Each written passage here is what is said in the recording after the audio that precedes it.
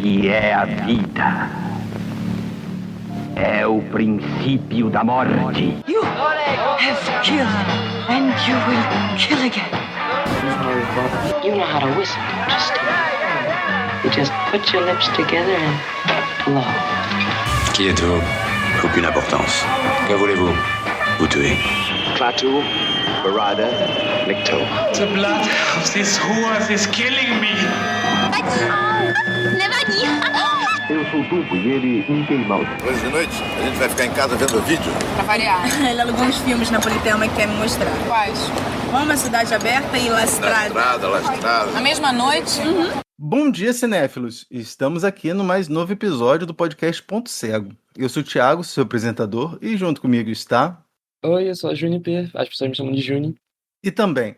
Olá, eu sou Juliana, podem me chamar de Júlia, Ju, tanto faz. Juni, você já esteve aqui em vários episódios, né? Mais recentemente no episódio em que falamos sobre os filmes do Peter Jackson. Mas esse pode ser o primeiro episódio que alguém escuta. Você gostaria de se apresentar de novo? Claro, primeiramente queria agradecer de novo pelo convite. Já estou virando convidada normal do podcast. Muito bom, muito obrigada. É sempre um prazer. Eu sou a Juni, eu tô por aí pela internet, tenho um acervo de Splatter, traduzo filmes, posto filmes, etc. Você podia falar um pouquinho do acervo de Splatter pra gente? É um acervo de Drive que a gente tem no Twitter, Telegram, Blue Sky. A gente posta e traduz filmes japoneses nichados de Splatter, Pinku, Exploitation, entre vários outros filmes. E, Julie, essa é a sua primeira vez aqui no programa. Você gostaria de se apresentar pra gente? Sim. E aí, pessoal, meu nome é Juliana Ribeiro. Eu tenho 23 anos e eu moro em Ilhéus, no estado da Bahia. Eu sou graduanda de Letras, Português e Inglês, pela Universidade Estadual de Santa Cruz, a UESC, que fica aqui em Ilhéus mesmo. E eu não tenho nada para plugar, eu realmente só amo filmes e estou muito feliz de estar aqui participando. Aliás, muito obrigada. Eu ia perguntar isso, se tinha alguma coisa que você gostaria de fazer um plug, mano. Não, quem sabe aí no futuro. Eu tenho a vontade de começar a colocar em drives mesmo filmes mais antigos, especificamente dessa época de Hollywood pre-code. E esse é um motivo pelo qual eu estou muito feliz por estar aqui. Então, quem sabe vem aí no futuro. É uma ótima ideia, eu apoio. Sim, também. Precisando de qualquer coisa assim, desse lado aqui, se precisar, você pode contar comigo. Muito bem. Pronto, muito obrigada. Júlia, você viu algum filme bacana essa semana que você gostaria de indicar para os nossos ouvintes? Bom, então, essa semana não, mas recentemente eu assisti o filme Os Trapalhões e o Auto da Compadecida, que foi dirigido pelo Roberto Farias, e eu não tinha ideia que os Trapalhões, né, assim, os Trapalhões com a turma original, Didi, Dedé, Mussum, Zacarias, tinham feito a versão deles de O Auto da Compadecida. Eu só conhecia a mais famosa, que é a que a gente tem aí. E aí eu tava vendo, assim, pelo Amazon Prime, e eles colocaram lá todos, ou quase todos os filmes dos Trapalhões, e resolvi assistir e me surpreendi muito, porque foi, tipo, incrível, assim. E eu acho que a simplicidade também do filme combina muito com a história do Auto da Compadecida, então eu indico bastante isso. Eu não sabia que tinha uma versão dessa. Pois é. Caraca, eu tô me sentindo muito velho, porque eu só conheço essa, sabe? Eu só não assisti a recente, eu assisti essa no cinema quando eu era criança. Eu sou velho, Meu Deus. Né? Eu sou velho. Eu acho que não é tão questão de idade, porque eu assistia vários e vários filmes dos Trapalhões quando era criança, não no cinema, mas em casa. Mas eu realmente só não sabia que tinha esse do Auto da Compadecida. É incrível, eles têm muitos filmes. Estou descobrindo agora. Também. E você, Juniper, você viu alguma coisa legal? Eu vi ontem o filme Love and Pop, do Hideaki Anno, o diretor de Evangelion, Cute Honey, Ritual. Eu reassisti, na verdade, esse filme que eu só tinha visto ano passado. Um filme muito bom, recomendo. Assim, é um filme meio pesado, não recomendo pra todo mundo, mas eu adorei muito mais de assistir ele agora. Ele tem um jogo de câmera muito... Não sei se você já viu, Thiago, esse filme. Não. Eu recomendo muito, é muito bom. Foi o primeiro filme live action do Hideaki Anno. Legal, não conhecia. Eu conheci pouco, vi pouca coisa dele. Eu acho que eu vi só o... Ele também fez o Shin Godzilla e o Homem-Formiga dele, mas eu não assisti ainda. Eu vi o Shin Godzilla, o Shin Kamen Rider e o Cut Honey. Ah, sim. Mas, pois bem, a gente tá continuando, fazendo essa volta ao mundo, né? Episódio passado, a gente teve aqui com a Agnes, que foi o estopim, né? Na verdade, a gente teve aqui com a Agnes e com o Ricardo, né? Que os dois meio que serviram de inspiração para esse mês, né? Porque a Agnes tinha um podcast que é o Volta ao Mundo em 80 Filmes, que cada episódio ela falava sobre um filme de um determinado país, né? E o filme tinha que ser assim, algum filme que ela não tinha visto e ela não conhecia a obra do diretor, né? Então ela ia explorando essas novas cinematografias. E eu sempre quis fazer um episódio temático, né? E ainda mais que a gente tá nessa vibe de homenagear os amigos, né? No mês de maio, a gente teve aqui o pessoal do Cultura Pé Rigor, o Caio do Sem Imagem, o João Neto falando sobre os Cineratos, né? A gente está conversando, está em conversa para em agosto a gente ter mais alguns episódios nessa toada. E aí eu queria sempre fazer, porque a gente também fez episódios, né? Eu fiz um episódio com ela e com o Gabriel da Silva, né? Que é apresentador junto com ela do Bolchecine. E eu sempre quis fazer um episódio sobre esse projeto que ela tinha. Mas aí, uma vez eu estava conversando com o Ricardo, no Blue Sky, o Ricardo até saiu do Blue Sky, mas o Ricardo estava conversando com ele, e aí o Ricardo falou assim, tá legal os temas, mas a gente pode fazer uma coisa mais diversa, né? Explorar outras cinematografias. E aí eu falei assim, perfeito, então vou casar essas duas ideias e a gente vai fazer uma volta ao mundo, né, agora em julho. E a gente está falando, né, nas Américas, a gente vai falar sobre os Estados Unidos. É engraçado que assim, a gente falei sobre que a gente ia explorar outras cinematografias, mas a gente vai falar justamente dos Estados Unidos, mas a gente não vai falar de qualquer filme dos Estados Unidos, vai falar de um período muito específico, um período que é mais ou menos vai de 1928 a 1934. E foi um período que foi, por muitos anos, foi meio que apagado, né? A gente só teve... esse período só foi redescoberto com a chegada do home video, né?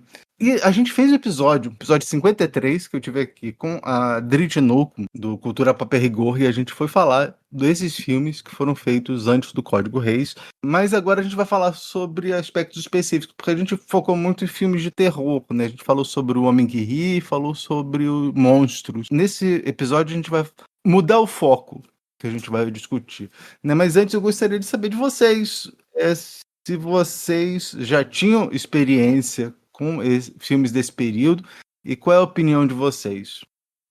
Então, eu não tinha experiência nenhuma com essa época de filmes, porque eu já assisti alguns filmes antigos, de 1910, início de 1920, tipo Fausto, Nosferatu, etc. E eu tinha assistido muita coisa dos anos 40, 50, do Hitchcock e tal. Eu não vi nada dos anos 20, anos 30. Então foi meio que a minha primeira visita a essa época, esses filmes. Eu fui pesquisar sobre o que foi o pre-code, como que funcionava a censura nessa época. Então foi meio que a primeira impressão de tudo isso. Eu até fiz aquela lista que eu te mandei de uns 90 filmes pra assistir. Não assisti tudo ainda, mas pretendo assistir depois. Foquei mais no que a gente ia falar hoje. Mas é um assunto muito interessante, porque de como não tinha essas regras tão específicas de como os filmes eram feitos. Então eles faziam várias coisas e depois foi criando essa coisa de não pode colocar isso no filme, sabe? Eu achei isso muito interessante. Bom, no meu caso, quando eu comecei a assistir filmes mais antigos, isso faz uns 6 a 7 anos, eu comecei assistindo os filmes da Ginger Rogers com o Fred Astaire. E, se eu não me engano, o primeiro filme que eles fizeram foi em 1933, que ainda era a época lá antes do Código Reis. Então eu meio que já comecei e eu nem sabia o que era isso, mas eles fizeram 10 filmes juntos e eu percebi uma grande diferença entre esses dois filmes, um lançado em 33 e outro em 34, já para os filmes que seguiam, né, 35, 36, 37. E aí eu fui pesquisar um pouco mais do porquê que, tipo, parecia tão diferente assim, a maneira deles agirem e tudo mais. E aí descobri essa questão do Código Reis e fiquei obcecada. Eu admito que eu não assisti tantos filmes do Código Reis, que de vez em quando eu gosto realmente de uma coisa mais... não é conservadora, viu, gente? Pelo amor de Deus. Mas é que eu gosto muito das histórias femininas também na época do Código Reis. Isso é algo que a gente vai discutir um pouco mais à frente, que é um argumento até que uma atriz chamada Shirley MacLaine fala, que os papéis femininos na era que o Código Reis foi realmente reforçado, assim, dava a chance das mulheres não dependerem tanto da sexualidade, não ter isso tirado delas completamente, mas não depender tanto, que nem todo papel tinha que ser uma prostituta ou uma mulher que era amante de um cara, enfim. Então, mas eu gosto muito desses filmes pré-Code, né? E eu comecei mais ou menos por aí, há uns 7 anos atrás, 6. Eu comecei a ficar mais interessado nisso foi justamente na época que a gente estava fazendo. Não o episódio 53, mas um episódio que foi anterior, que foi um episódio sobre o Kenneth Anger. E aí eu fui ler o Hollywood Babylon e fiquei encantado pelas histórias que ele conta. E assim, muitas das coisas já foram desmentidas, né? Mas ele apresentou essa história do Código Reis, e aí fui atrás, aí fui ver que um filme que eu gosto muito era desse período, que é o Monstros. Mas vamos lá, vamos contar como é que é mais ou menos a história desse código. Por conta dos escândalos que tinham lá em Hollywood, né, aquele troço do Fat Arbuckle, essas coisas assim, né, Hollywood não era muito bem vista pelo resto dos Estados Unidos, né? Pela aquela massa conservadora. Você tinha vários grupos fazendo pressão para você estabelecer meios de censura e tal. É engraçado que é um país da liberdade de expressão, mas tem algumas coisas que eles são a favor da censura, né? Isso daí é uma coisa que eu nunca vou entender. Entendo sim. Assim, defender nazifascismo, liberdade de expressão. Mulher mostrando os peitos, não, censura. Na verdade, essa é a vírgula, né? Não é? E pois bem, os estúdios criaram uma comissão, né, para julgar a adequação dos filmes, né? E aí você tinha algumas regras. E aí, em 1930, você vai ter o Código Reis, né, que é baseado lá no próprio William H. Reis, que ele era o diretor dos Correios lá dos Estados Unidos, e aí ele é chamado para participar, né, nessa nova comissão, né, do Motion Picture Producers and Distributors of America, né, lá em 22, né, e aí, né, ele, em 1930, ele lança, né, a lista de coisas, de regras morais para você lançar um filme, né. Em 27, a MPPDA, ela já tinha lançado uma lista com as coisas que eram proibidas e as coisas que eram para ter cuidado, né? Então, por exemplo, profanidade, né? Você não pode. Nudez aberta ou sugestiva, tráfico de drogas, qualquer menção à perversão sexual, que é como eles chamavam a homossexualidade, né? Escravos brancos, miscigenação, higiene sexual ou doenças venéreas, cenas de partos, né, órgãos sexuais de crianças, forma de ridicularizar o clero, qualquer ofensa a uma nação, raça ou credo. E as coisas para terem cuidado era o uso da bandeira, relações internacionais, religião ou cerimônias religiosas, fogo, uso de arma de fogo, roubo, brutalidade, assassinato, contrabando, tortura, enforcamento, sedição e por aí vai, né? É uma lista grande. É uma lista enorme. E assim, o que acontece é que essa MPPDA era uma organização privada, né? Era uma organização formada pelos estúdios para fazer meio que uma autocensura, né? Então, por isso que você vai ter, desde essa época, vai ter vários filmes exploitation que saíam disso, mesmo depois da Código Reis, que eles não faziam parte, né, desses estúdios. Mas assim, você tem uma diferença, né? Assim, tipo, são os estúdios, mas os estúdios fazem essas leis e os cinemas corroboram. Então, assim, para você ter um filme lançado, para um filme passar no cinema, eles têm que obedecer essas regras. Então, justamente as coisas mais. Os exploitations ficavam lá nas skid rows, né, nas áreas mais pobres, né? Sim. Você tinha as grindhouses, né, que eles vão chamar. E pois bem, aí em 1930 o Reis fez esse código, mas assim, o Kenneth Anger vai falar isso, e nesse documentário que eu estava conversando com vocês, vamos falar isso. O Reis não estava muito ligado, né, em aplicar essas normas, né? Ele queria que as coisas funcionassem, queria que não tivesse escândalo, queria que as coisas, sabe, andassem da forma mais tranquila possível, né? Tanto que eles falam nesse documentário que se houvesse alguma disputa entre o censor e os estúdios, o que iam fazer é que ia ter um júri de 4 representantes dos estúdios. E aí é óbvio que os estúdios falavam assim, tá bom, não corta nada não, tá bom. Então, durante esse período do Código Reis, até 1934, você vai ter muita coisa, principalmente com a chegada do som, né? Você vai ter muita coisa que batia de frente, e muitas vezes, intencionalmente, batiam de frente com o Código Reis, né? O que vai acontecer é que a Liga Católica, ela ficava revoltada com isso, né? Tanto que elas criaram um código de censura, né? Tipo faixa etária, classificação indicativa, mas assim, eles davam assim, se um filme era muito contra os valores tradicionais, ele recebia um C, de condenado.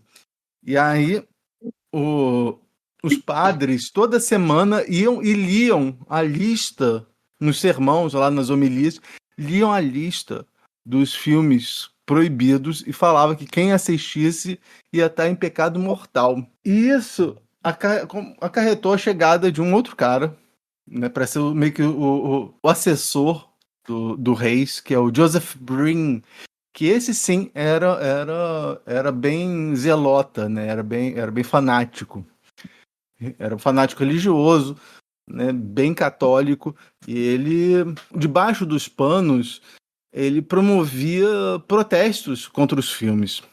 E aí foi justamente nesse momento em que eles vencem, a Liga Católica vence os estúdios, e aí os estúdios vão ser obrigados a cumprir à risca esse código.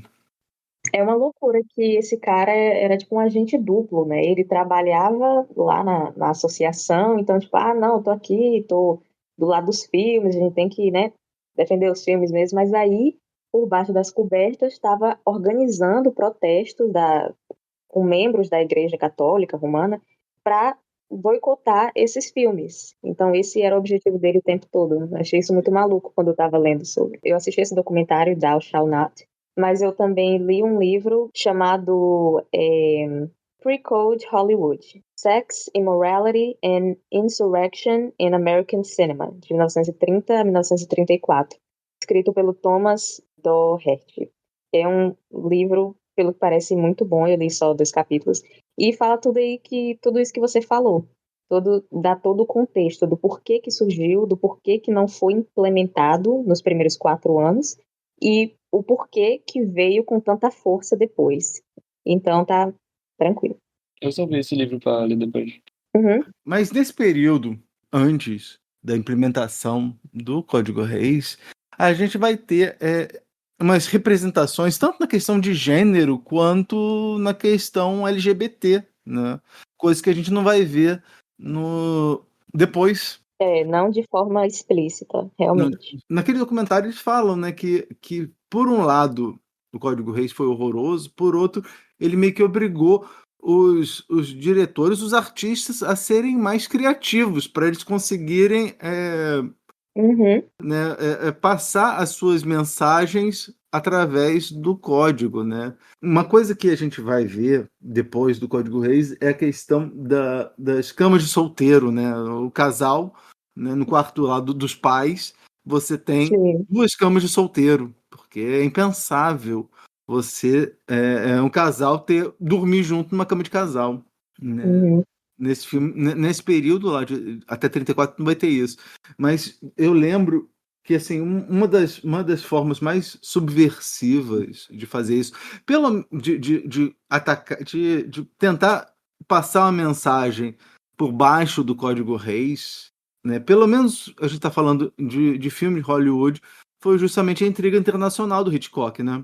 A clássica cena do trem. Eu ia falar sobre isso também depois, porque mesmo que a censura seja uma coisa ruim, né, de obrigarem você a não colocar o que você quer colocar no filme, essa limitação que você falou dá mais criatividade, né? Tipo, eu quero falar uma coisa, mas eu não posso falar ela desse jeito, então eu preciso de alguma forma de passar essa mensagem. É complicado também essa situação, porque o Código Reis não só queria proibir o cinema, né, os filmes, de mostrarem a cena, vamos dizer, uma mulher e um homem se beijando de boca aberta numa cama, mas eles também queriam, eles não queriam que as pessoas sugerissem isso. Por exemplo, eu não sei se foi no documentário ou no livro que eu li, mas fala sobre uma cena com a Joan Blondell em algum filme dela, antes do Código Reis ser implementado, e a cena segue as pernas dela andando até o banheiro. Chegando no banheiro, a camisola dela desce até o chão, a câmera ainda tá nas pernas dela. E, se eu não me engano, é alguma espécie de banheiro ou algo assim. Daí ela se inclina e você só vê os braços dela, porque ainda tá ali focado nas pernas. Você só vê os braços dela se inclinando na banheira. Ou seja, a lingerie tá no chão, ela tá se inclinando. O que a gente imagina? Tá pelada com a bunda de fora ali. Tipo, isso é uma coisa que já vem na sua cabeça. E isso foi também, tipo, eu acho que esse filme acabou saindo, mas também foi algo muito criticado ali naquela época em que eles ainda estavam tentando fazer o Código Reis ser levado a sério. Então eles queriam não só não mostrar essas cenas, mas também fazer com que as pessoas não fizessem essa conexão. Então o trabalho que as pessoas que faziam filmes, né, os diretores, enfim, o trabalho que eles tinham era ainda maior, porque você não podia falar entre as entrelinhas, colocar entre as entrelinhas de uma forma muito que fazia o pessoal realmente ter uma visão super clara. Tanto que alguns filmes LGBT de 1935 para cima, né, é até um pouco difícil você identificar que essas duas personagens femininas, por exemplo, são um casal, porque é tão eu não sei a palavra, não é apagado, mas tão escondido, assim, que você realmente tem que parar e sentar e prestar muita atenção, porque eles ainda tinham esse trabalho. É muito subtexto, né? Só que, tipo, subtexto lá no fundo do roteiro, que você tem que alinhar as mensagens pra entender. Exato. Mas nesse período, né, pré-1934, qual é a sua opinião sobre a representação, né, da mulher e também da representação LGBT antes desse de 1934? A minha opinião? Sim. Como é que você acha que foi a retratação da mulher e também da comunidade LGBT nesses filmes? Vamos começar da mulher. Sim. Primeiramente, não tem dúvidas que é extremamente, não sei me chegar a essa palavra, mas empoderador. A mulher é vista como um ser, muitas vezes, né, dependendo do filme, um ser pensante, um ser que sabe o que quer, independente.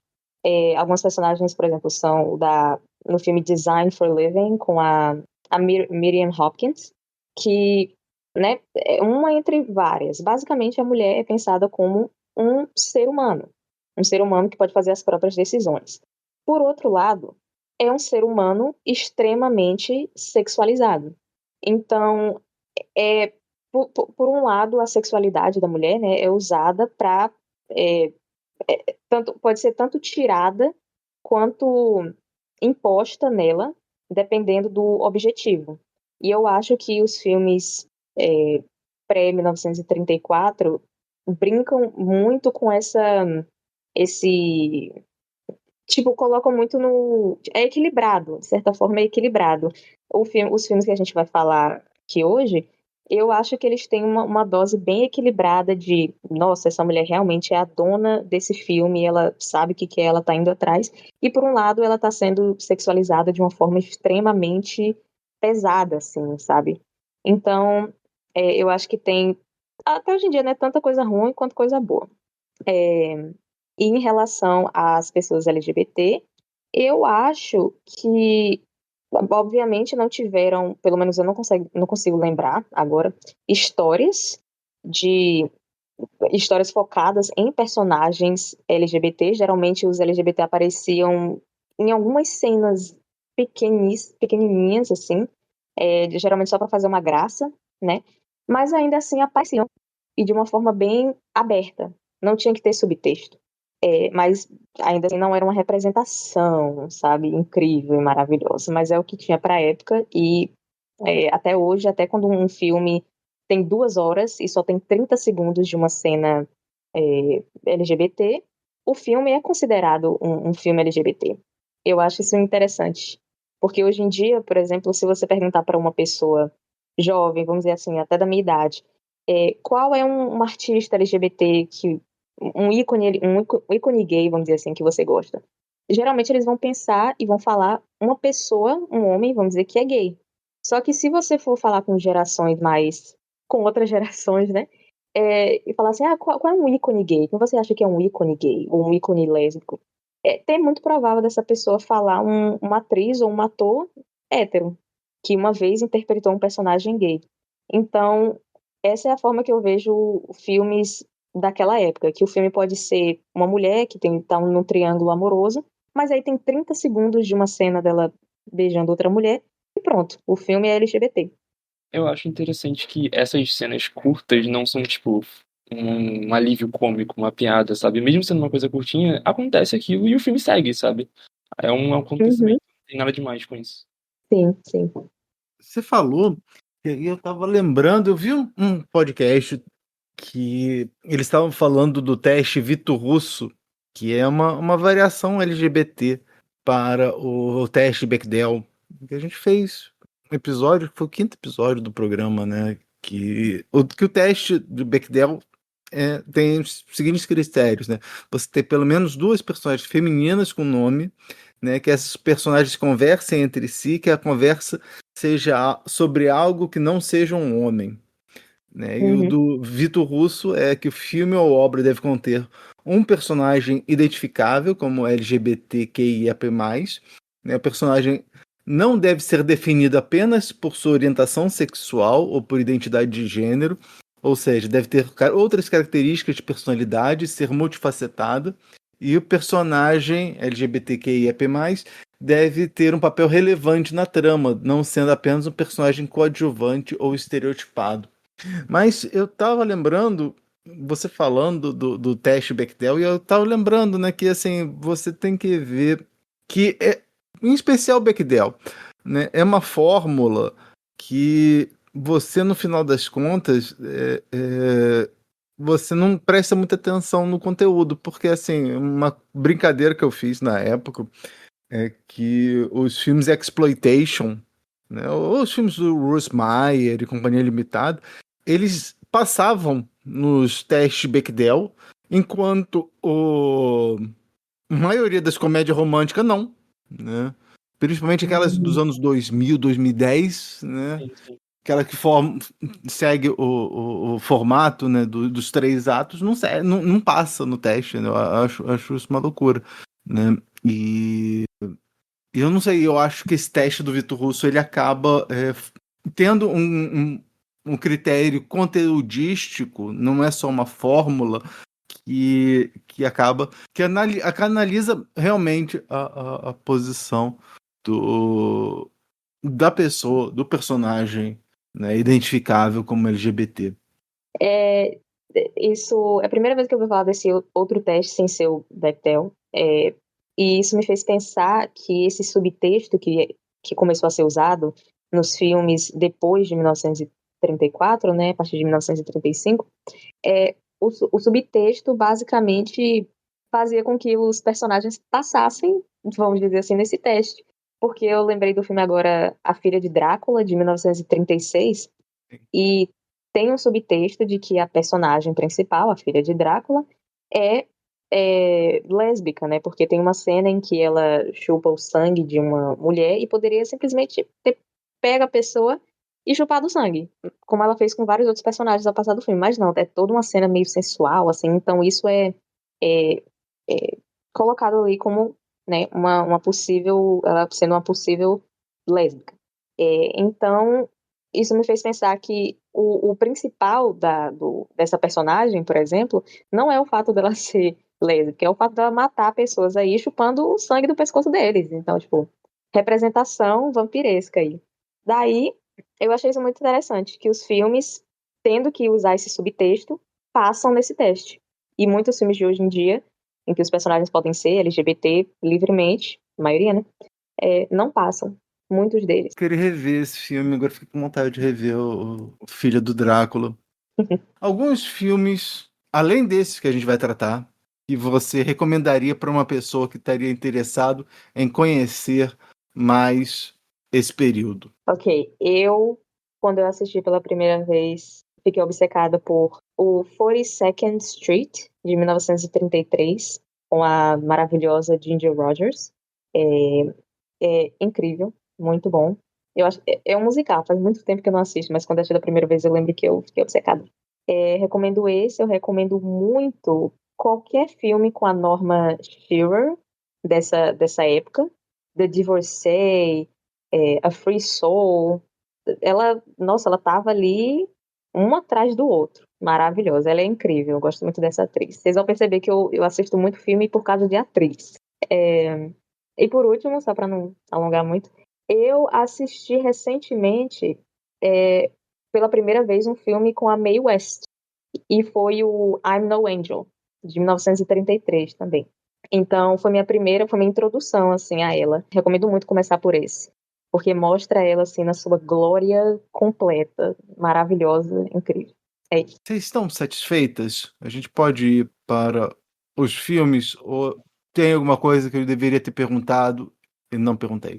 Ou se tem alguma coisa que vocês gostariam de ter falado e ainda não falaram? E eu só gostaria de mencionar, porque quando eu li isso eu fiquei chocada, eu não sabia. E eu li justamente para participar do podcast, que era sobre o Código Reis em si. Eu pensei que o próprio Reis tinha escrito o código.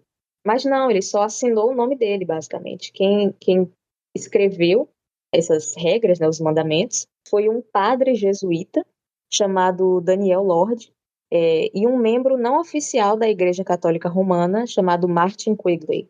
Então, 2 membros da Igreja da Igreja Católica, né, escreveram esse código, o que faz muito sentido. E também eu não entendia como o código foi criado em 1930, mas não voltou, ninguém estava nem aí, só existia em papel. E de que forma eles conseguiram fazer com que ele voltasse com tanto assim fervor em 1934, e a pressão que fizeram nos estúdios realmente foi muito grande, porque basicamente a comunidade, entre as, né, comunidade católica dos Estados Unidos, o que incluía muitas pessoas com influências políticas, focaram total assim em acabar com a, entre aspas, a imoralidade em Hollywood. Então eles aproveitaram que já estava rolando o New Deal, que foi uma série de programas implementados lá nos Estados Unidos pelo governo do Roosevelt, para recuperar a economia dos Estados Unidos depois da Grande Depressão. Apareceu também um grupo educacional reformista chamado Motion Picture Research Council, que publicaram vários textos nos jornais culpando os filmes pelo mau comportamento das pessoas, principalmente os jovens, e acabou juntando assim o aspecto religioso, o aspecto de Estado e o aspecto social contra os estúdios. Então foi uma coisa assim gigantesca, sabe? Eles estavam encurralados. Então isso me deu mais clareza sobre esse momento. Aí é só isso, eu queria mencionar porque me surpreendeu mesmo quando eu estava lendo sobre. Muito interessante. Isso acaba me lembrando, né, que os conservadores sempre têm um bode expiatório, sempre tem um culpado para a violência dos jovens, né? Você vai ter Exatamente. o videogame, os quadrinhos, o cinema, A né? música. E música, o rock and roll. E assim, você vai ver, se você ver, você tem Aristóteles reclamando dos jovens da época dele, né? Ah, no meu tempo que era bom. Então, sabe, é sempre assim, no meu tempo que era bom, os jovens se respeitavam, mais ou menos. Assim. Jovens são problemáticos desde sempre, sabe? Não é TV, não é. Faz parte.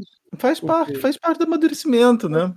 Um dos argumentos que foram usados contra o Sócrates no tribunal foi que ele estava arruinando a juventude. Corrompendo os jovens, Então, tipo, isso já é antigo, já. Já? Desde sempre. Mas vamos para os filmes? Pode ser. Sim. Então, agora que já falamos do tema, vamos recapitular as regras do programa. Todo programa, eu e minha co-apresentadora, ou meu co-apresentador, escolhemos um tema. Hoje foram filmes com temáticas das questões de gênero e temática LGBT, feitos antes da aplicação do Código Reis. Então, a Julie escolheu 2 filmes dentro desse tema. Aqui a Juniper ainda não havia assistido, e aqui eu ainda não havia assistido. E a Juniper escolheu ao qual a Julie ainda não assistiu. Ou seja, 3 filmes que estavam lá nos nossos pontos cegos. Nós vimos os filmes e agora conversaremos sobre eles. Aproveito para dizer que haverá spoilers. Então, se você não quer saber o final desses filmes, nós recomendamos que você pause o podcast, vá assistir a eles e volte para nos ouvir. Estamos aqui esperando. Qual foi o filme que você escolheu para mim? Marrocos, de 1930. O filme foi dirigido por Joseph von Sternberg, com roteiro de Julius Furman, adaptado da peça Emma Jolie, de Benno Vigny. Atuam no filme Marlene Dietrich, Gary Cooper e Adolphe Menjou. Sinopse. Buscando esquecer o passado, uma misteriosa europeia chega ao Marrocos e se torna cantora em um cabaré. Lá, ela se envolve em um triângulo amoroso com um soldado da legião estrangeira e um milionário homem do mundo. Essa sinopse vem do site Cine 30. Eu adorei o filme, eu acho que foi o meu filme favorito desses 3. Eu já tinha ouvido falar algumas coisas sobre esse filme antes, que eu vi que ele é bem famoso, né? Eu assisti a versão remasterizada.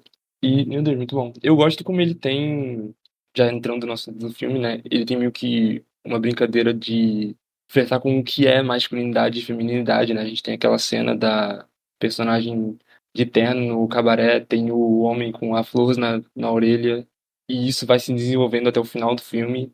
Eu acho ele muito bom. Julie, quando foi a primeira vez que você assistiu esse filme? E o que você achou dele na época? E agora, nessa revisita, qual foi a sua opinião sobre ele? Bom, eu acredito que na época, essa cena que a Juni falou é justamente a cena mais famosa do filme, né? Hoje em dia, pelo menos. Que é a da Marlene dando um beijo nessa outra mulher. E eu lembro que na época isso me pegou muito, assim, muito desprevenida, na verdade. O filme em si, o filme todo, é uma obra de arte, né? Incrível. A parceria da Marlene com o Sternberg realmente presenteou o mundo com histórias incríveis, mas nesse filme em específico, eu gosto muito de como a história é construída do começo ao fim. Então eu aprecio muito isso. Mas realmente eu sempre fico mais ansiosa para assistir aquela cena. Né? Na época que me pegou foi mais isso. Nessa revisita, reassistindo o filme, eu pude apreciar mais o resto do filme, o que acontece, né? Eu tinha esquecido completamente de tudo. E, nossa, não tenho o que dizer sobre a Marlene, que ela é o filme, né? Pra infelicidade do Gary Cooper, que sentia ciúmes disso, ela é o filme. Mas é isso, um filme que é uma obra de arte incrível. Mas aí também, assim, acho que eu não consigo imaginar um filme com a Marlene Dietrich que ela não é o centro, sabe? Porque ela é essa força da natureza, né? Exatamente. Isso. Ela é realmente... Quando você pensa assim, tipo, em grandes estrelas, eu acho que ela tá lá na frente, né? Porque ela realmente tem uma presença arrebatadora. Eu lembro que eu assisti esse filme pela primeira vez porque eu estava planejando fazer um episódio sobre como os filmes do Sternberg influenciaram os filmes do Jack Smith, né? E acabou não tendo esse episódio, mas eu resolvi ver todos os filmes dessa parceria, né, Sternberg e Dietrich, e olha, eu não consegui achar um que eu não gostasse, assim. Então, todos eles são muito bons, assim. Eu acho que esse Marrocos é realmente, assim, um dos meus favoritos, assim. E é justamente essa cena, né? Porque a Marlene, reza a lenda, ela meio que moldou o vestuário feminino, né? Muitas mulheres começaram a andar de terno inspiradas, né, na Marlene, né? Pelo menos é isso que o Kenneth Anger fala, e como a gente já viu, Kenneth Anger, as coisas que ele fala no Hollywood Babylon, nem tudo é verdade, né? Mas eu acho que isso sim, eu acho que a influência dela para moda desse período é inegável. Né? Eu não duvidaria disso. Não tem dúvidas de que ela tem essa feminilidade bem tradicional, né, do jeito que a gente geralmente pensa sobre o ser feminino, principalmente naquela época, mas ela também traz uma coisa andrógena, sabe? É muito presente até na face dela. Mesmo ela usando um vestido, às vezes, o jeito que ela era iluminada, porque era um jeito muito específico no set dos cinemas, não, dos filmes, traz essa coisa mais andrógena, realmente. Eu acho isso maravilhoso, é uma qualidade também que a Garbo tinha. Uhum. Uma coisa que a Juniper falou e me chamou a atenção é que, assim, essa inversão, com todas as aspas possíveis, né, essa inversão dos papéis de gênero, ela não se estende só nessa cena em que a Marlene está de fraque, de smoking, e e o Gary Cooper tá com a rosa no cabelo, né? Porque ela vai continuando, porque eu acho que acaba tendo meio que uma inversão nos papéis, assim, tipo do flerte, né? É ela que corre atrás dele. Ele parece ser assim, aquela pessoa que tá fingindo, tá fazendo doce. Ah, não quero, não quero. Sim, tá afim. Ele que faz finge que tá fazendo doce, enquanto ela é que é a pessoa que vai. Ela ficou interessada e você vê que assim, ela é uma pessoa que vivida, né? Ela é uma pessoa que parece que não estaria muito interessada em encontrar amor, encontrou uma coisa, né, apesar de ele não demonstrar, né? Eu acho que a única vez que ele demonstra algum tipo de amor por ela é aquela hora que ele usa a faca para escrever na mesa, né?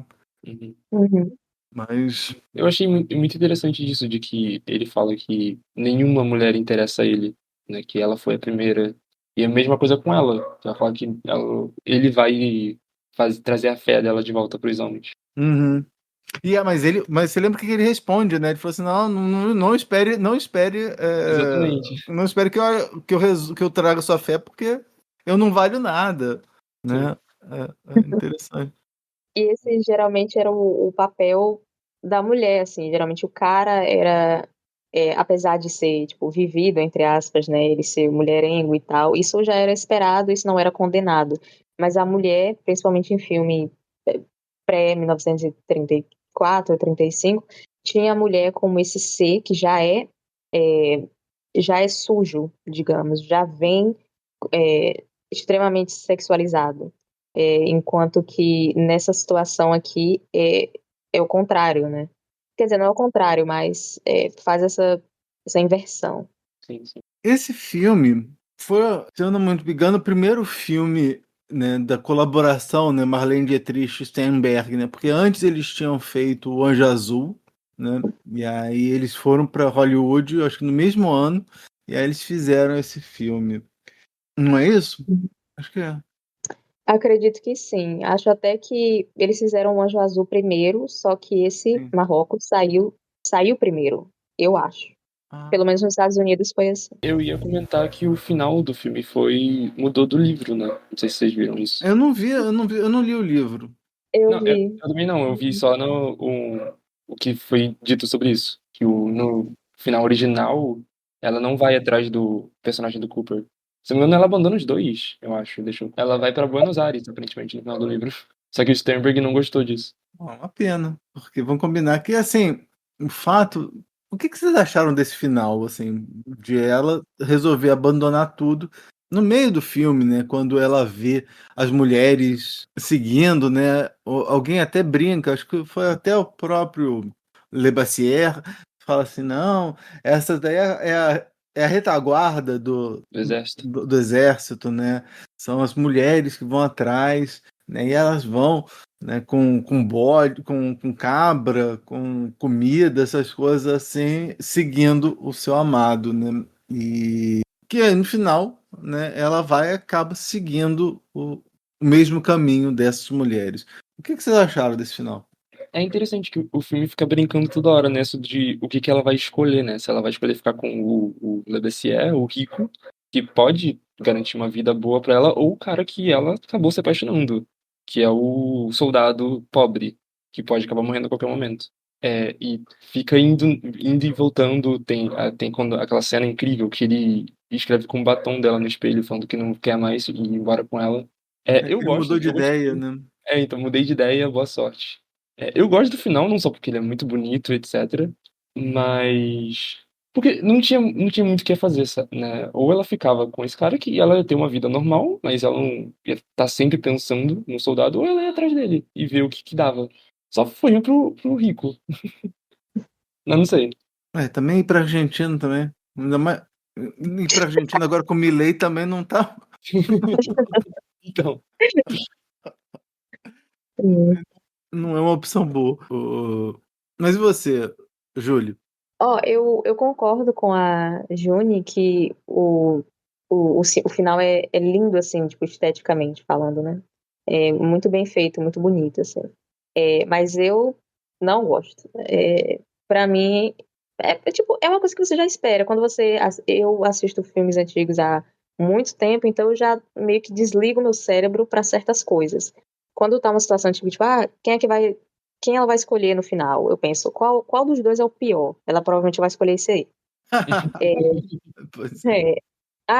Eles estão brigando. Eu fico só esperando o momento dele dar um tapão na cara dela. Tipo, já é uma coisa que eu já espero, entendeu?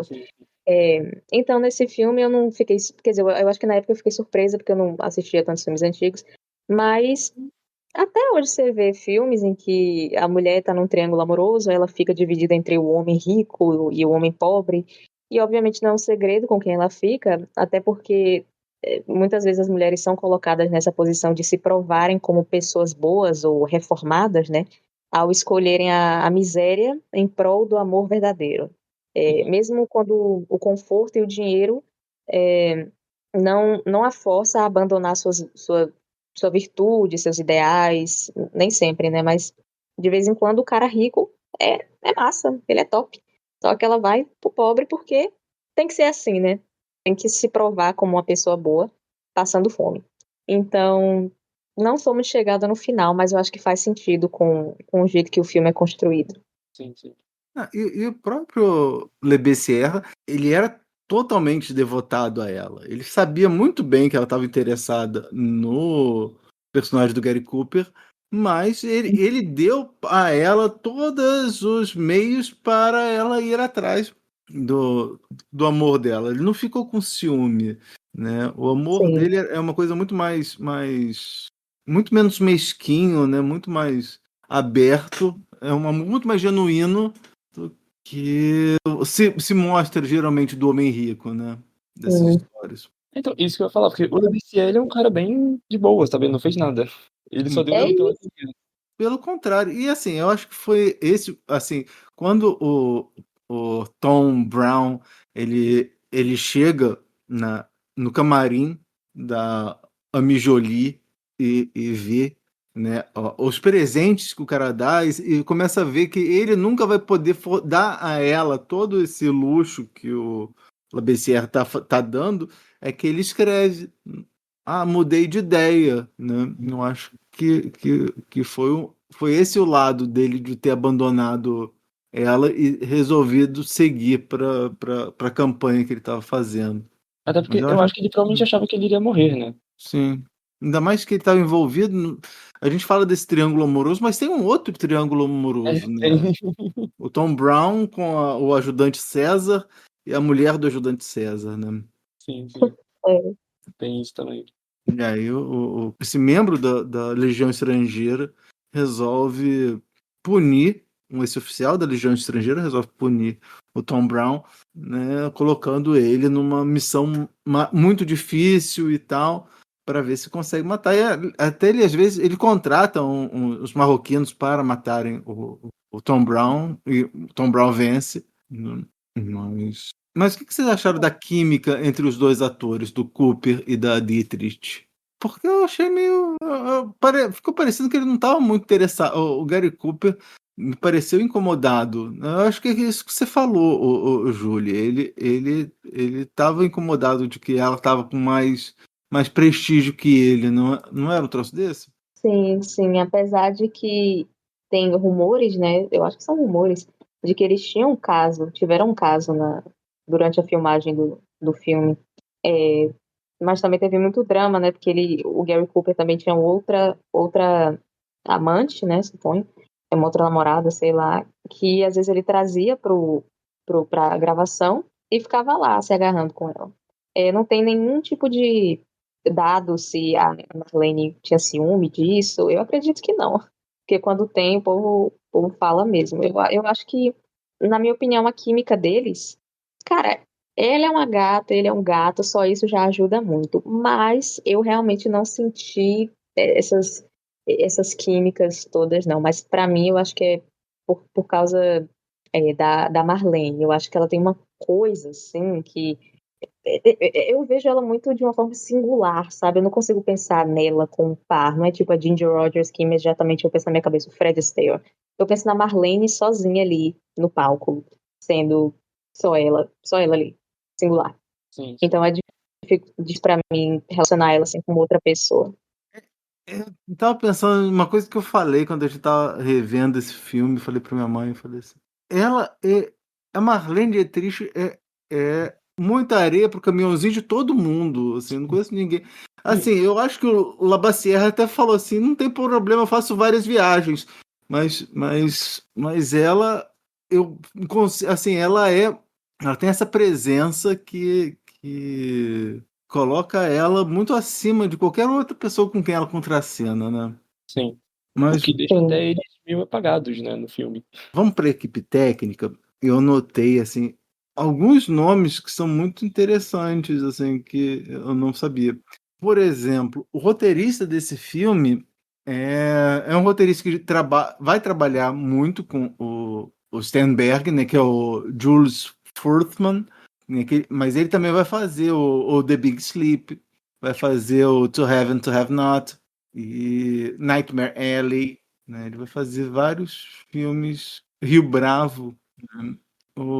A montagem ficou a cargo do Sam Winston, que trabalhou exclusivamente, ou quase exclusivamente, com o Sternberg, né? Ele fez O Anjo Azul, fez a Imperatriz Escarlate, fez O Diabo é a Mulher e fez o Shanghai Gesture, né? Além desse filme, né?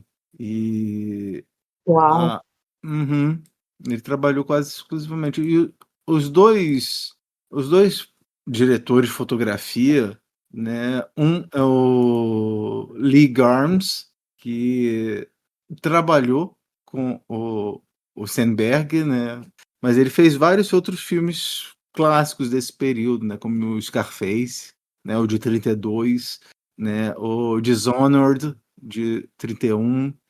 Fez o próximo filme que a gente vai falar. Sim, eu vi aqui agora.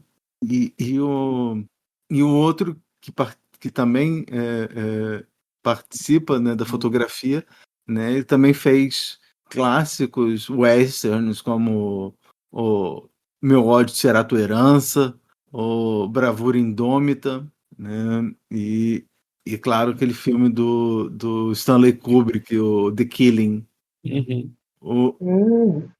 Caramba. Quem fez o figurino foi o Travis Banton, que fez também alguns outros filmes com o Sternberg e fez justamente o Design for Living, que por sua vez tem o Gary Cooper, né? Eu adoro esse filme. A Julie falou desse filme, que é do Lubitsch, e o Lubitsch também é um outro grande diretor desse período, e é muito legal, assim. O Juniper, eu recomendo muito esse filme, assim. A Julie já falou desse filme, eu recomendo porque Eu tô salvando. barato. Tô salvando tudo que vocês estão falando aqui pra ver depois. O Design for Living é um barato. Sim, Eu acho que maravilhoso. Dr. Jekyll e Mr. Hyde, o Travis Banton. Sim, Nossa. fez. Sabe que eu não vi esse ainda. Tá na minha lista há anos e anos e anos. Eu também. Eu acho que eu já falei tudo que eu queria falar. Vocês estão satisfeitas? Uhum. Vamos para o próximo filme. Juni, qual filme você escolheu para mim? Eu escolhi Sangue Vermelho, de 1932.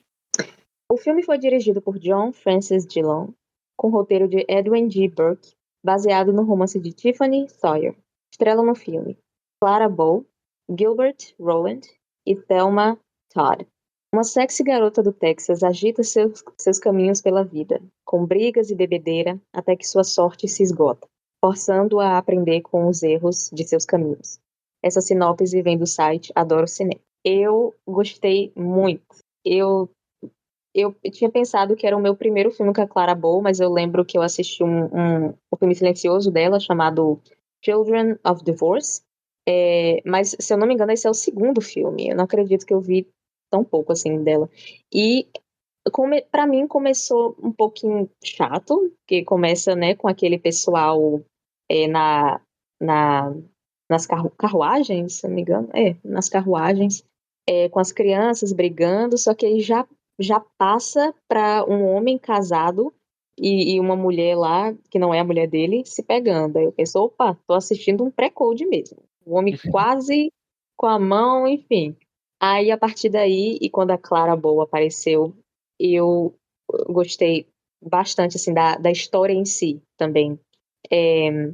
Porque, basicamente, para dar uma sinopse um pouco maior, né, a Clara Bow é a NASA Springer, e ela é extremamente briguenta. A mulher ofende todas as minorias em, 20 minutos de filme. É briga com homem, é briga com cachorro, é briga com tudo que você pode imaginar. E totalmente, assim, rebelde, sabe? Esse jeito de ser dela me pegou muito de surpresa. E aí ela acaba casando com um cara que o pai dela odeia, que é um mulherengo, e que só traz decepção no final. Na noite de núpcias deles, o cara chega bêbado. Enfim, mas aí depois disso ainda tem muito mais desgraça que a bicha tem que enfrentar, viu? E eu gostei muito, muito, muito da história. Ainda bem que fui forçada a assistir esse filme, porque amei. E você, Juniper? O que você achou dele? Eu também gostei muito. Eu escolhi esse filme só pelo pôster, porque eu adorei, achei ele muito bonito. Mas ele me surpreendeu mais do que eu esperava. É a mesma coisa que a Julie falou, da personagem, que ela já te cativa instantaneamente quando ela aparece em tela. E eu não esperava que o filme seria assim, porque eu fui assistir sem ler a sinopse, né? Eu só fui logo de cara no filme. E falaram, você vai pra uma academia só pra garotas. Eu pensei, será que vai ser isso, a temática LGBT do filme? Será que vai ter alguma coisa com isso? Não sei. Aí logo depois ela casando com um cara, e começa a acontecer um monte de desgraça. Eu pensei, meu Deus, o que tá acontecendo nesse filme? E ela não estava errada no final, tá? Eu queria deixar isso bem claro. Quando ela bateu em todo mundo lá na cena de jantar, mas a gente pode falar disso depois.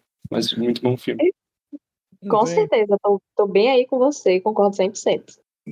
E eu digo mais, assim, eu escutei 2 podcasts, um sobre a Clara Bow, falando sobre o episódio que o Ken Jenger menciona lá no livro dele, e um outro sobre o filme.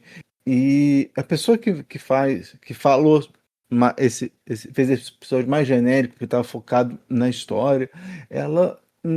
Eu não sei, eu não concordo muito com o que ela falou, mas eu concordo mais com o que o pessoal desse outro podcast falou, que assim, eu acho que a visão que ele faz dos povos originários é muito melhor do que você do que ele faz dos outros, né? Porque assim, a pessoa nesse segundo podcast fala assim, não, porque ela é selvagem porque ela tem sangue indígena. Não, eu acho que não é. Eu acho que assim, tipo, todos os indígenas desse filme são extremamente cordatos, são extremamente respeitosos, né? Tanto que você vai ter o Ronassa, que é engraçado que assim, depois você vai ter o nome dela, que é Nassa, né? O Ronassa é é uma pessoa que está apaixonado pela mãe da Ronassa e assim, por não poder consumar, né, seu relacionamento com ela e ser obrigado a viver com alguém que ele não está apaixonado, ele acaba se matando. Né? E depois você vai ter o Moonglow que também é uma pessoa super respeitosa. Né? As loucuras, as faltas de respeito são do homem branco, né? E eu acho que quando a personagem da Clara Bow, a Nassa, fala assim, ah, não, agora tudo faz sentido, no tudo faz sentido de, sabe, é por isso que meu relacionamento com meu pai é uma droga, porque ele sabe que eu não sou filha dele, né? Porque se dependesse dele, ele só teria um filho quando ele enriquecesse, né? Porque ele fala isso no começo do filme, né? Ah, quando é que alguém pergunta, ah, quando é que vocês vão ter filho? Ah, tem que esperar para conseguir dinheiro, tem que enriquecer antes. E aí logo em seguida a Nassa nasce, né? Sim, sim. Eu concordo com isso. É só que eu nem tinha pensado nesse lado de que ela era selvagem por ser indígena. Pra mim foi mais de toda essa coisa que o filme faz, de que a maldade é passada por gerações, ela é desse jeito pelo avô dela, que era um merda. Sim. E quando ela entende que o pai dela era o indígena, o Hanasa, foi quando ela pôde, tipo, resolver os problemas dela. Isso com o pai dela que ela falou, e não ser mais maluca, assim, né? Sim.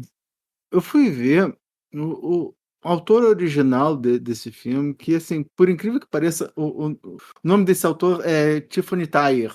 E Tiffany geralmente é nome para mulher, né? Mas não me fale que é um homem, mentira. É um homem. É um homem. Chocada! É um homem, meu Deus. É um homem. E ele escrevia algumas coisas, alguns livros, principalmente assim, umas coisas, né, de ficção científica, de fantasia, né? E ele era muito ligado ao Charles Fort, que era o nome que eu não escuto há mais de 20 anos, que era um cara, na virada do século XIX para o XX, escreveu várias coisas assim, meio que, mais ou menos, não sei se daria para falar que é pseudociência, né? É meio que não é pseudociência, na verdade ele duvida de tudo. Aí ele fala, ele acreditava que tem coisas que a ciência explica, mas tem coisas que a ciência não explica. E essas coisas que a ciência não explica, nem por isso elas deixam de existir. É basicamente essa premissa lá do Charles Fort. E o Thayer era ligado a esse cara. E no seu perfil do autores do século XX, ele é descrito como um ateísta, um anarquista. Em filosofia, ele é discípulo de Pirro e lamenta a legitimidade de seu nascimento. Nossa! Que frase! E o Nietzscheano é o outro, né? Mas ele escreveu o livro, né? Que depois virou um filme chamado 13 Mulheres, que também é pre-code, né? Vocês chegaram a ver esse filme? Não. Tá na minha lista. É como se fosse, entre todas as aspas possíveis, assim, o bisavô do slasher. Meu Deus. Sim, a história de um Um caso que, assim, várias mulheres vão morrendo ao longo do filme, né? É claro que, assim, não é slasher, alguém pode falar assim, não é slasher porque não tem, as mortes não são exclusivamente com faca, então não tem o slasher, né? Mas são 13 mulheres que vão morrendo ao longo do filme. É um filme curtinho, acho que tem 60 minutos e é a única participação de uma atriz chamada Peg Entwistle, que era uma atriz inglesa que foi tentar fazer sucesso nos Estados Unidos, né? Ela ficou um tempo em Nova York, aí depois foi tentar ir para Hollywood, aí fez esse filme, mas ela acabou não conseguindo fazer sucesso, só fez esse daí e foi super, eu acho que foi super cortado esse filme. Ficou mais famosa, infelizmente, né, por ter sido aquela mulher que pulou do H de Hollywood. Nossa. Eu não sabia disso. Voltando pro Call Her Savage, eu queria só comentar da cena do bar gay anarquista, daquela briga que teve, tem que tem essa temática LGBT do filme, né? Que tem aqueles homens garçons, eu acho. Aí depois tem toda aquela briga, é uma cena muito boa. Parecia western, parecia aquela. É engraçado que assim, o filme já começa eu achando, ué, será que eu peguei o filme certo? Porque de repente o pessoal lá na caravana, eu fiquei assim, o que que eu. Ah? Aí de repente vai pro mais adiante, eu falei assim, essa daí não é a Clara Bow. Aí depois passa de novo, aí você vê, assim, porque assim, é várias vezes. E aí nessa cena eu lembrei de novo, falei assim, voltou a ser o Western agora, porque tem briga nesse bar. Eu fiquei esperando alguém sair no lustre, pendurado no lustre, assim, que nem nas brigas de salão lá dos filmes Western. Tem prato sendo arremessado, garrafa, só coisa boa. E naquela cena que os garçons estavam, eu acho que eram garçons, né? Cantando ali, claramente pareciam ser homens gays afeminados. Eu tava olhando também as outras pessoas que estavam era um bar, né? Bar? É um bar. Um bar. As outras pessoas, e tinha um casal lésbico ali. Tinha duas mulheres, uma de chapéu, com uma roupa um pouco mais, entre aspas, masculina, e com o braço ao redor de uma mulher mais, entre aspas, feminina. Eu pensei, meu Deus, então realmente era um bar LGBT, né? Sim. Achei legal. Eu percebi isso. Nada, esse bar tem, assim, ele representa muito bem, assim, o que era, não sei se ainda é, mas na época o Greenwich Village era realmente essa área de mais progressista de Nova York. Tem até aquele anarquista que vai reclamar com o personagem do Jay, que ele é um milionário, alguma coisa assim, né? Exato. Os atores, eu acho que eu só vi esse filme. Você falou que você já tinha visto outra coisa da Clara Bow, mas eu acho que esse foi o único filme com a Clara Bow que eu assisti, assim. Eu tava querendo assistir esse Filhos do Divórcio e também o It, né? O It que não é adaptação do livro do Stephen King, não, é outra coisa. Porque o Stephen King escreveu um pouco depois, né? Só um pouquinho. Não, porque ela passou um tempo conhecida como It Girl, né? A Clara Bow, né? Por causa desse filme.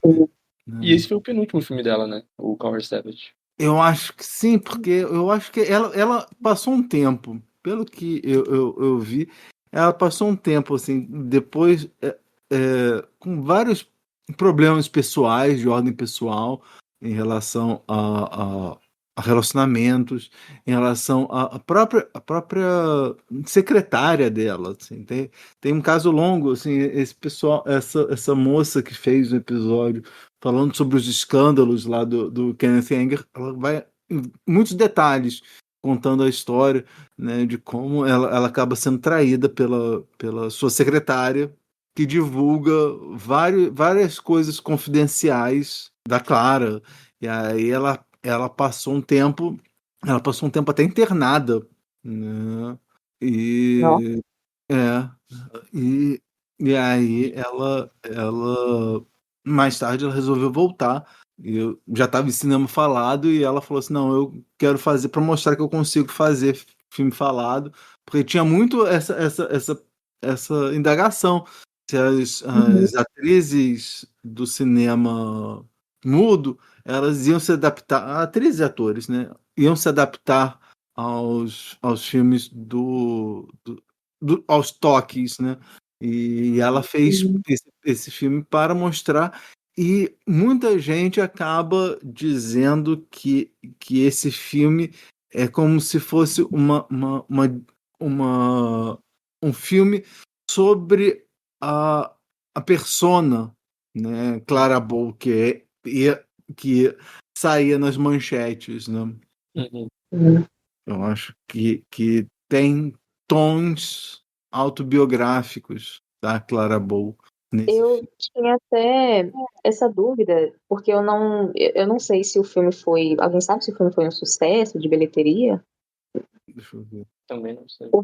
Porque eu tinha essa dúvida porque eu conheço a Clara Bow mais pelos filmes silenciosos. Quando eu vi que esse era um filme falado, eu fiquei até surpresa, assim, porque eu sei que ela fez alguns, mas na minha cabeça, por algum motivo, eu pensei que ela não tinha conseguido fazer essa transição de filmes silenciosos para filmes falados. Mas pelo jeito conseguiu, né? Pelo menos no começo. Olha o que a Wikipédia fala, né? Falando justamente disso, né? Que ela acaba o filme Daily vai elogiar a performance da Clara, dizendo, né, que ela parece muito bem, atuando de uma forma muito melhor do que ela já tinha atuado antes, né? Fazendo um personagem, percorre uma gama enorme de estados do espírito feminino, né? Isso que ele vai falar. E tô com tanta coisa. E ela faz um retorno à caixa punch, né? O filme atraiu mais de 900 mil pessoas, teve estreia em 42 cidades. Nossa, olha aí. Então esse filme realmente foi um sucesso na época. Uhum. Né? Foi um sucesso, eu acho que foi um sucesso tanto de crítica quanto de público. É claro que os censores não gostaram, um monte de coisa, né? Teve um monte de coisa que os censores, né? Pelo que eu vi, ela fez um contrato de 2 filmes, que foi esse, o Correr Selvage, e um Rúpula, que eu acho que é o último filme dela, tem que ver. Mas pelo que as pessoas falaram, tem que ver quem você acredita, ela foi voltar para esses filmes com a intenção de restaurar a reputação dela, depois de vários escândalos que o Thiago comentou, da secretária dela. E tem gente que fala que ou ela só queria fazer o máximo de dinheiro possível para poder se aposentar. Tipo, não sabe se as duas coisas, se é uma delas, se é outro motivo, mas tem isso. Faz muito sentido. Eu acredito nessa segunda opção. Uhum. Eu acho que é um pouco dos dois, talvez. Sim, verdade. A fotografia ficou a cargo do Lee Garms, que é o diretor de fotografia do Marrocos, né? E o filme teve a montagem, o Harold D. Schuster, que foi quem fez a montagem do Aurora, do Griffith. Queria destacar esses últimos aspectos, assim, do que faz esse filme pré-code, né? A gente falou sobre a cena no bar LGBT, tem a questão também da personagem da Clara Bow ser bem briguenta, assim, tanto de vezes que ela deu murro na cara de gente, não dá nem pra contar no filme. Aquela cena do jantar na casa do pretendente dela. Sim. Só mostra as consequências, nem mostra como aconteceu. Exato. De repente o pessoal tá... ela se envolve com um cara que se apresenta como se fosse o guia dela para Nova York, que é ele que leva ela nesse bar. E aí ela descobre que esse cara, na verdade, é um milionário, filho de um playboy, filho de um milionário. E aí o cara tá apaixonado por ela. Eu tô apaixonado por ela. E aí o pai fala assim, não, mas essa mulher tem problema. Ela é brigada com o pai, ela fez isso. E aí, para pirraçar ela, ele vai e chama o ex-marido e a mulher, como a Juniper falou, a mulher com, né, que o marido fez, se casou com ela só para fazer ciúme nessa mulher, e ele vai e chama esses dois. E aí a gente vê, assim, o pessoal senta-se à mesa, aí a cena corta, e aí a gente só vê o resultado, assim, ela enfiou porrada nos dois. Certíssima, certíssima. Com certeza. O cara quase caindo ali, a outra mulher com o olho roxo e ela nem o cabelo nem mexeu. Tem um arranhão. É. E aí tem um momento livramento que o cara com quem ela estava se apaixonando dá razão para falar assim, resolve admoestar ela vai dar um tapa e vai embora, sabe? Eu acho que esse final foi muito mais satisfatório do que dos outros dois filmes, eu acho. Concordo Eu 100%. Sim, realmente. Só seria melhor se não forçasse tanta barra para ela ficar com o Moonglow. Mas de resto. Eu gostei que ficou ambíguo, tipo, não falaram que ela Sim. ficou com o Moonglow. Só acabou com eles lá. Mas com certeza eu esse foi o melhor final dos 3 filmes. Sim, eu achei muito interessante que, primeiramente, que ter um relacionamento entre uma mulher branca, né, que era a mãe da Clara Bow, e um homem indígena. Tipo, gente, em todos os meus anos de filmes antigos, isso nunca aconteceu, e isso é completamente inimaginável em filmes depois do Código, né, depois do Código Reis. Então, ver isso foi um choque, assim, pra mim. Só que, claro, que o filme não poderia ser tão progressista assim, e no final, na minha cabeça, ficou implicado ali que eles ficaram juntos. E claro que eles só ficaram juntos porque ela descobriu que ela também é, entre aspas, mestiça, né? Tem a parte branca e a parte indígena. Mas eu achei bem legal também esse final. Tratou as pessoas indígenas de uma forma mais respeitosa do que geralmente era tratado, né? Sim, com certeza. Não, mas eu gostei também. E assim, uma coisa que eu achei estranho é o bebê, porque assim, você vai ter uma cena de violência marital, né, de estupro marital, né, que o cara vai e violenta a esposa, e aí depois o filho nasce, né, né, ela sai, né, larga o marido, vai viver às custas lá do pai do marido, e aí ela recebe a notícia de que o marido tá muito mal, ela vai falar com ele tenta agarrar ela, tenta violentar ela bate nele, e aí aparece um mês depois e o bebê já tá... Falei assim, de onde é que se vê esse bebê? Porque assim, ela não tava com barriga, né? Olha, eu acho que veio da noite de núpcias deles, né? Não, veio da noite de núpcias. Que ele voltou bêbado e agarrou ela. Mas o que eu tô achando estranho é que quando ela tá lá em Nova Orleans, ela não tá com barriga. Eu também fiquei muito confuso. Até pensei que eu tinha lido alguma coisa errada, mas não, realmente é um mês. Porque assim, ela enganou bem, né? Assim, enganou bem. Não dava pra ver que ela tava grávida. Sim. E eu fiquei até pensando se o filho era do o cara lá que tava doente, porque foi muito do nada pra mim. Mas acabou que era assim. E aí ela sofre várias situações muito degradantes nesse período, né? Gostei muito desse filme, assim. Até gostaria de ver mais, né, desses filmes pré-code, né? Vamos pro próximo filme? Vamos. Júlia, qual foi o filme que você escolheu para mim? Serpente de Luxo, de 1933. O filme foi dirigido por Alfred E. Green, com o roteiro de Gene Markey e Catherine Scola, baseado na história de Daryl F. Zanuck. Atuam no filme Barbara Stanwyck, George Brent e Donald Cook.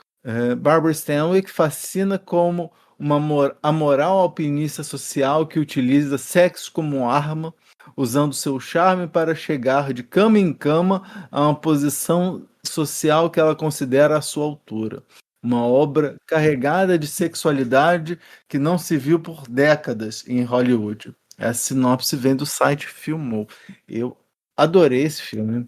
Eu achei que a personagem da Barbara, a Lily Powers, é realmente fenomenal, assim, e que é engraçado que ela ela começa um filme.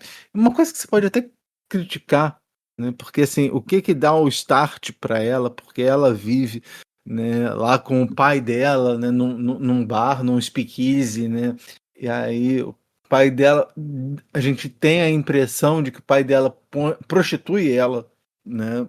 E ela meio que se rebela depois de conversar com um, um imigrante alemão, né, que apresenta a ela a obra do Nietzsche, né? E aí ela se encanta, né? E aí tem aquela frase, né, o cara fala assim: "Ah, uma mulher tão bonita e jovem quanto você pode conseguir o que você quiser do mundo, porque você tem poder sobre os homens, né? É, você deve usar os homens e não deixar que eles usem você. Você deve ser um mestre e não um escravo." Olha aqui o que o Nietzsche fala, né? Toda a vida, não importa como você idealize ela, é nada mais ou nada menos do que exploração. É isso que eu tô te dizendo, né? Se deixe explorar, né? Vá para uma grande cidade e lá você vai encontrar oportunidades, né? Use os homens, seja forte, né? Desafiadora, né? Use os homens para conseguir o que você quer. E ela meio que segue à risca isso que ele fala, e ela acaba subindo, né? E é engraçado que tem uma montagem que mostra ela, um prédio, e aí vai mostrando ela ascendendo a carreira dela. Literalmente, né? Vai chegando no topo né? E ela é uma personagem que, assim, eu acho que desde do Faster Pussycat Kill, eu não vejo uma mulher que seja tão badass quanto ela. Eu acho que ela e a Tura Satana, acho que estão meio que empatadas, assim, tipo de badass, assim. Não sei, eu gostei muito. O que você achou desse filme, Juniper? Eu adorei esse filme também. É difícil escolher um favorito entre esses, né? Mas talvez seja esse. Porque, pelo que eu vi, eu tava pesquisando sobre o Pre-Code, eu vi que essa coisa da mulher badass é uma coisa que muitos filmes fizeram, né? Além desse. Você tem os outros filmes como Female, The Public Enemy, Little Caesar, etc., que eu pretendo assistir. Mas eu gostei muito desse filme.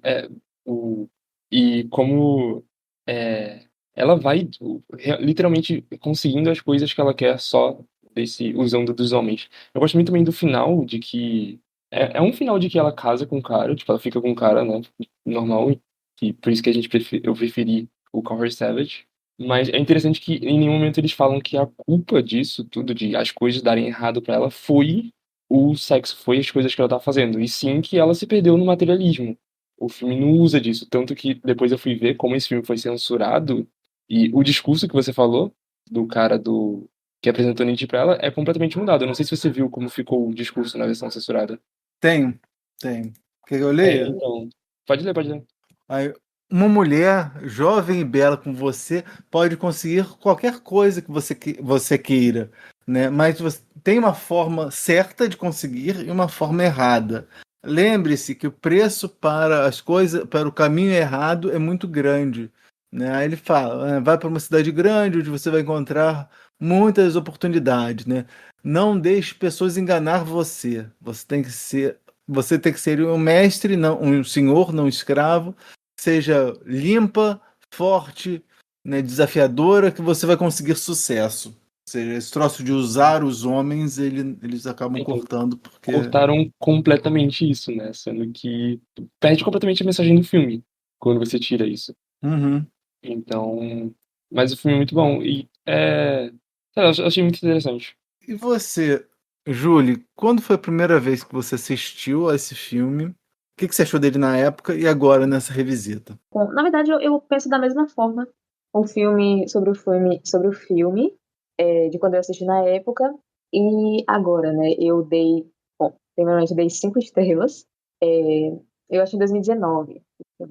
E amei muito. Amei 100%. Ela, pra mim, foi tipo uma inspiração. Não pra, né, pra usar homem, não sei o quê, mas extremamente determinada, sabe? E como você falou quando você estava dando a sinopse, é uma obra É uma obra carregada de sexualidade que não se viu por décadas em Hollywood. Tipo, o filme é considerado um dos filmes que foi a gota d'água. E realmente o filme é chocante, sabe?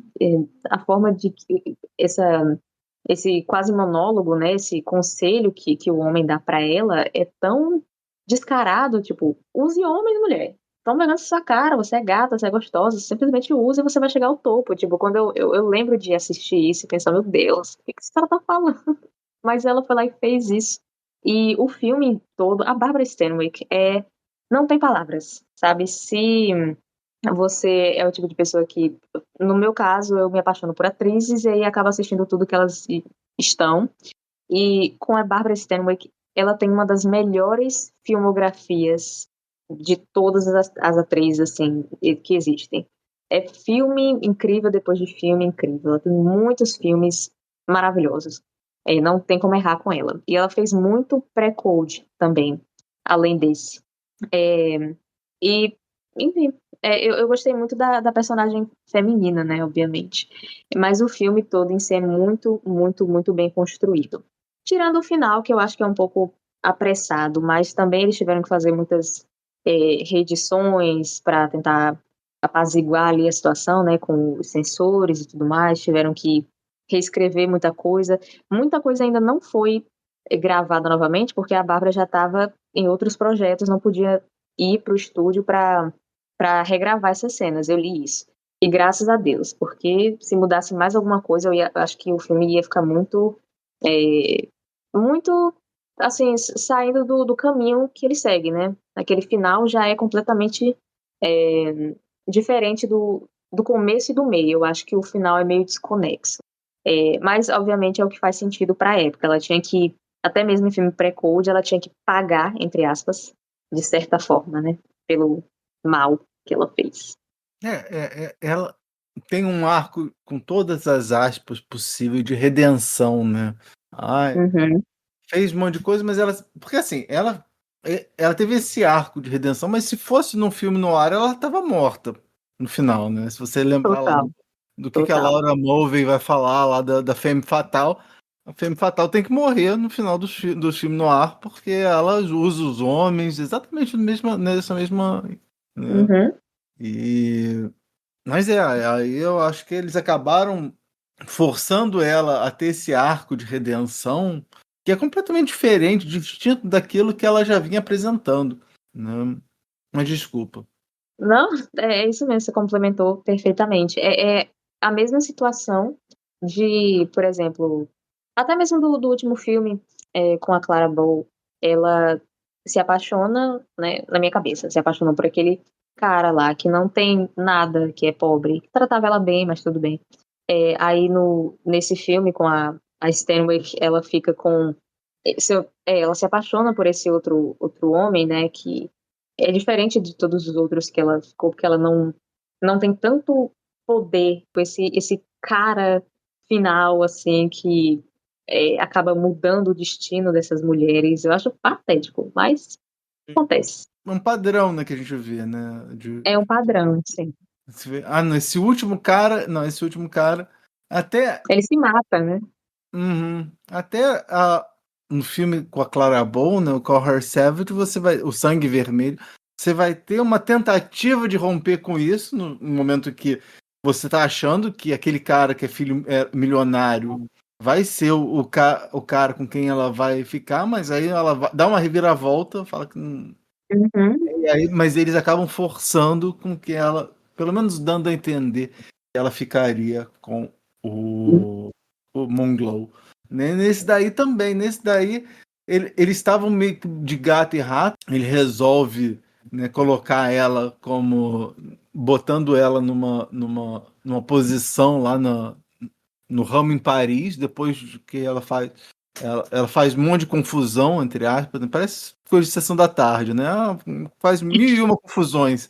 Ela fez 1001 confusões, e aí o cara falou assim, não, você vai lá para Paris, vai lá para o nosso escritório em Paris, e ele estava achando que ela ia meio que largar de mão e ia viver a vida em Paris, Mas aí ele chega e fala assim, ué, você tá aqui? Aí ela falou assim, não, sabia que você ia duvidar de mim, por isso que eu fiquei, né? E aí, por algum motivo, eles começam a se interessar pelo outro e ela começa a ter atitudes que são diferentes daquilo que ela teve antes, né? A ponto de ela abrir mão da riqueza dela, né, por ele. Eu acho interessante que traz esse negócio que ele foi o único que resistiu a ela, né? Porque ele acabou com os planos dela de conseguir 15 mil com o assassinato dos caras lá e o suicídio. Sim.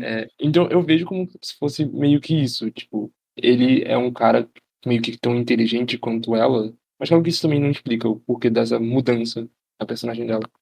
É o padrão, exatamente, é o padrão que a gente falou, né? Que é esse negócio que até hoje o pessoal fala, a mulher só gosta de quem trata mal, de não sei o quê. Olha aí, do filme de 1933, seguindo esse mesmo padrão, de que o cara que finalmente trata ela diferente dos outros, ou seja, ignora, ou, enfim, é mais difícil, né, fazer um cu doce, é o que ela mais quer.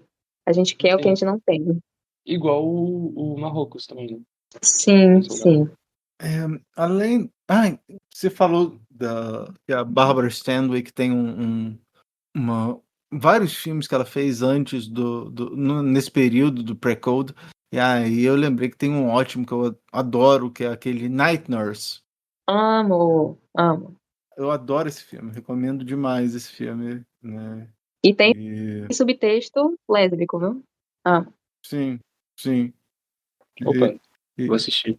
E o mocinho é o gangster. Eu gosto disso. O vilão é o Clark Gable e o mocinho é o gangster. Ela namora com um gangster.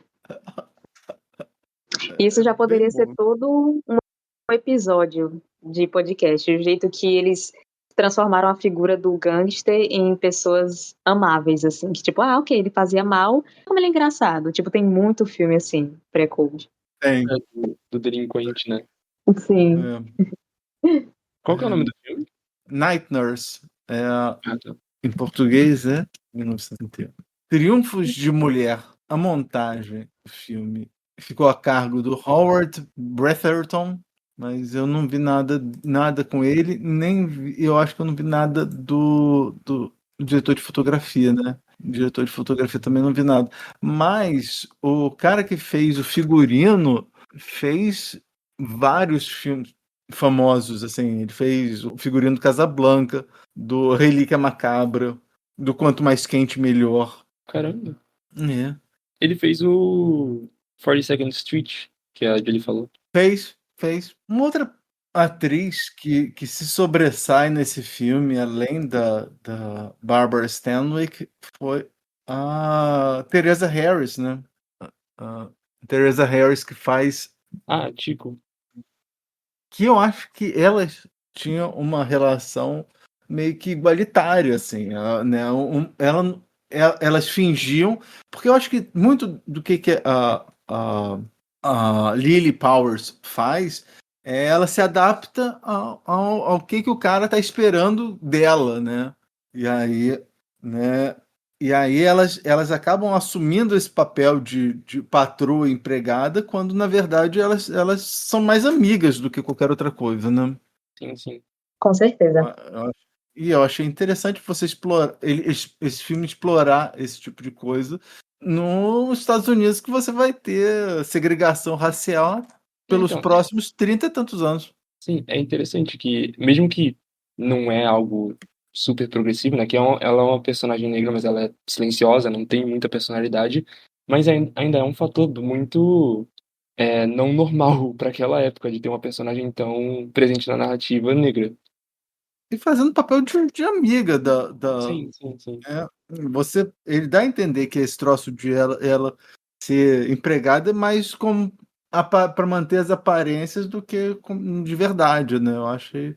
Tanto que quando é só as duas conversando, ela até corrige ela, né? A Lily. Quando tiver com mais gente aqui, você não me chama assim, etc. Tem mais alguma coisa que a gente podia falar? Não. Eu só ia comentar que a versão sem censura só foi achada em 2004. Exatamente, né? Muito tempo depois. Muito tempo.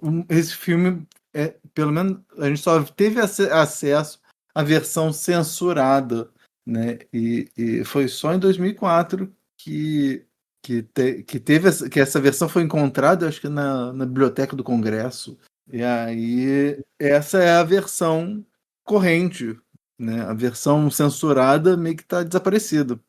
Ficou Ou, desaparecida, assim, não sei se está desaparecida, mas pelo menos não é mais tão fácil de encontrar, né? O mais fácil de você encontrar é essa versão sem censura.